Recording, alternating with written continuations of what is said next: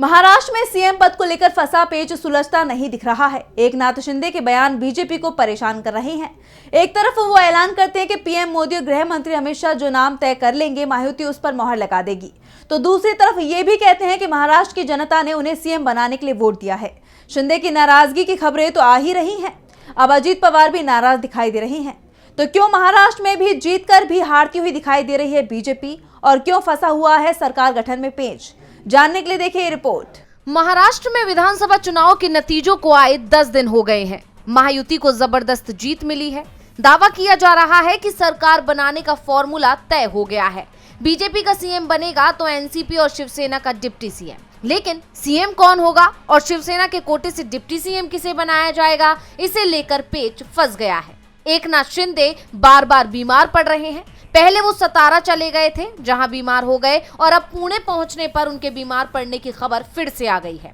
शिंदे के बीमार पड़ने के चलते महायुति की बैठक भी बार बार टल रही है। दरअसल कहा जा रहा है कि एकनाथ शिंदे अभी भी सीएम पद हासिल करने की कोशिश कर रहे हैं। उन्होंने यहां तक कह दिया है कि जनता चाहती है कि सीएम में ही रहूं। मैं आम लोगों के लिए काम करता हूं, मैं जनता का मुख्यमंत्री हूं, इसी वजह से लोग मानते हैं कि मुझे ही मुख्यमंत्री बनना चाहिए।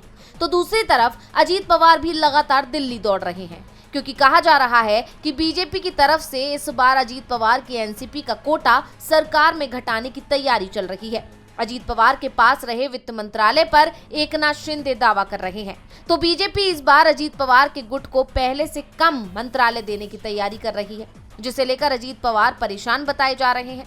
महायुति में मचे घमासान के चलते बीजेपी विधायक दल की बैठक जो 2 दिसंबर को होनी थी, वो बार बार टल रही है। अब बैठक 4 दिसंबर को बुलाई गई है। इस बैठक के लिए वित्त मंत्री निर्मला सीतारमण और गुजरात के पूर्व मुख्यमंत्री विजय रूपाणी को पर्यवेक्षक बनाया गया है। बीजेपी विधायक दल का नेता ही सीएम होगा, लेकिन सीएम कौन होगा, इस पर अभी तक बीजेपी कुछ भी तय नहीं कर पाई है। डीवी लाइव की रिपोर्ट।